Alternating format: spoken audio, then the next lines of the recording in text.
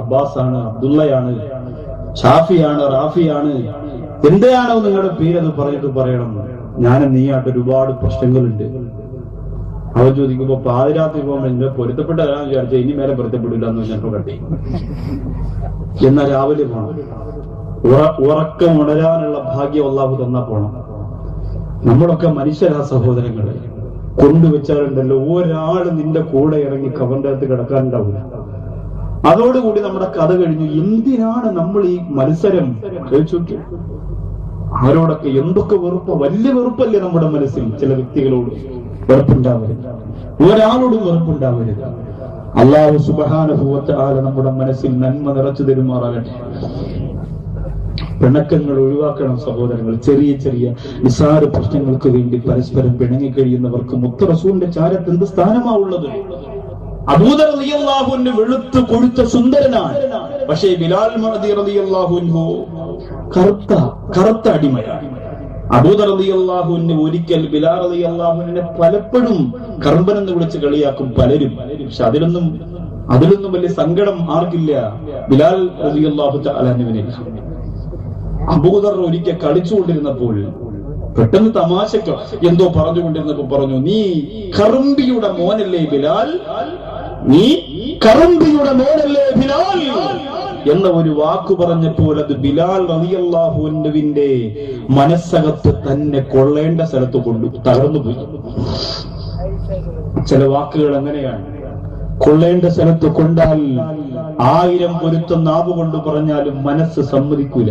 അത്രയ്ക്ക് സങ്കടവും വേദനയുമായി മനസ്സിങ്ങനെ നീറി പുകഞ്ഞുകൊണ്ടിരിക്കും. അങ്ങനെയുള്ള വാക്ക് മരിക്കുന്നതിന് മുമ്പ് ഒരാളോടും പറയുന്ന ഒരു ഗതികേട്, അല്ലാഹുവേ ഞങ്ങൾക്ക് നീ തരല്ല റബ്ബേ, ഞങ്ങൾക്ക് നീ തരല്ല അല്ലാ. എന്നാലും ഉസ്താദ് അങ്ങനെ പറഞ്ഞല്ലോ, എന്നാലും അയാൾ അങ്ങനെ പറഞ്ഞല്ലോ, എന്നാലും കൂട്ടുകാരൻ അങ്ങനെ പറഞ്ഞല്ലോ. അങ്ങനെ ഒരാളും ചിന്തിച്ച് നീറി കഴിയാൻ ഇടവരുന്ന ഒരു വാക്കും മരിക്കുന്നത് വരെ പറയാൻ ജാഹിലീകളായ ഞങ്ങൾക്ക് നീ ഇടവരുത്തല്ല റബ്ബേ. അങ്ങനെ മനസ്സും മുറിഞ്ഞു പോയ തോറ്റു നമ്മൾ.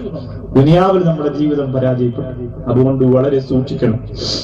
അബൂബക്കർ സിദ്ദീഖ് റളിയല്ലാഹു അൻഹു കല്ലുകൾ കഴുകി വാക്യകത്തിട്ടിരിക്കുമായിരുന്നു. എന്തിനെന്നറിയും? അറിയാതെ എന്തെങ്കിലും പറഞ്ഞു പോയാലോ.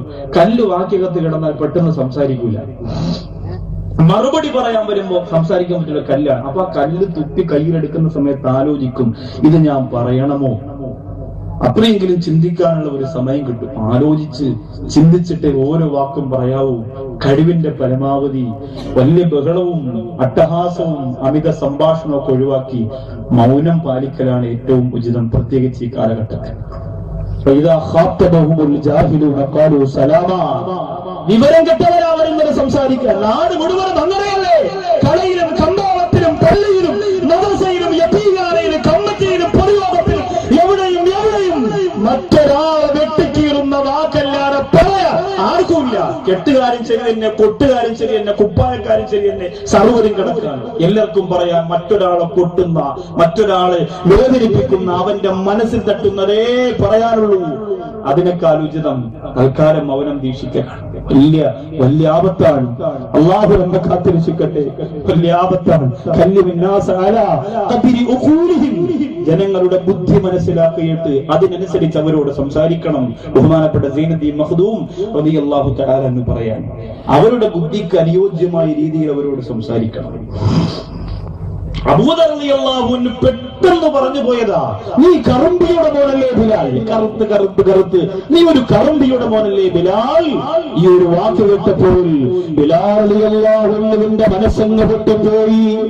അല്ലാഹുവേ ഓടുകയാണ്. എല്ലാ വേദനിക്കുന്ന മനസ്സിനും ആശ്വാസത്തിന്റെ പേമാരി പെയ്യിപ്പിച്ചു കൊടുക്കുന്ന മദീനയുടെ നായകൻ നബി മുഹമ്മദ് മുസ്തഫ.